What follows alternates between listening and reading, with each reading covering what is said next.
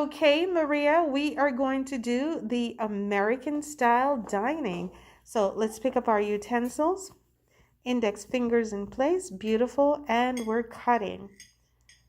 Finish cutting that piece. Yes, place the knife at the top, switch the fork to the right. What do you do with that idle hand? Good. Now, Maria, if you were a left-handed, you would keep the fork in your left. You would not switch it to the right, okay? But since you are right-handed, you switch it to right. Enjoy that portion. Now it's time to cut again. Switch your fork back to the left. Index fingers in place, and we're cutting. Beautiful.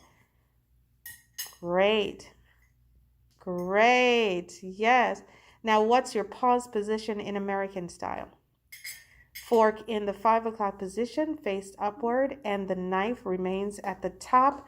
And what's interesting about the placement of the knife and the positioning? About the jagged edge of the knife. This is always to the Yeah. center, pointing to three. Absolutely. The jagged edge of the knife must always face you. Now it's time for you to enjoy the last portion. How do you pick up the fork? Good. Pick it up with your right hand, hand it to your left hand, retrieve the knife, and we're cutting. Beautiful. Beautiful. Now, we're finished. What do you do? What's the finished position? Knife accompanies the fork facing upward. Beautiful job. Give yourself a hand. You did a great job. Okay, Maria, we are going to dine in European style. Are you ready? I am. Okay, you're sitting up. Your wrists, both wrists, are at the edge of the table. Great job. Why are your wrists at the edge of the table? What? Why do you place your wrists at the edge of the table? To rest? Because you're dining in which style? Oh, because I'm dining in a European style. And European style. In European style, we definitely want to always show our hands. We do not place our hands in our lap. They want to see our hands, right? Okay. In that culture. Okay, so we're going to do the European dine-in style. Let's pick up our utensils.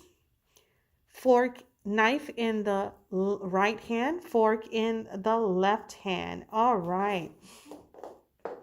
And your index fingers extended. Great, beautiful. All right, now let's cut a steak, a nice juicy piece of steak. And we're cutting. Great. You're cutting gracefully. You're finished cutting that piece. Good. I notice you rest your right wrist at the edge of the table. Good. Let's cut again, please. Gracefully. Good. Rest the right wrist and pivot. Beautiful. Now let's get something soft on our fork. How do we do that? Turn the fork over and scoop it on. Excellent. Rest the right wrist. Remember to lower your knife. Okay. Let's get some more, let's say mashed potato. Mashed potato, let's do it onto the back of the fork. Again, something soft onto the back of the fork. Great. Good job. Rest that right wrist. Beautiful. Now let's get some rice or a combination of foods. Turn over the fork and scoop away from you onto the fork. Rest that wrist. Pivot. Beautiful. Let's get some more rice. Excellent. Rest the wrist.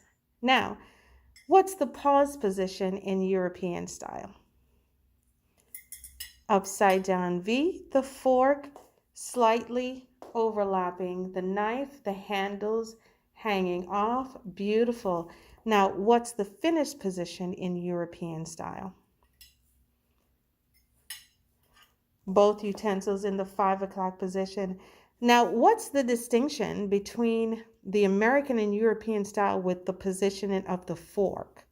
The upside down.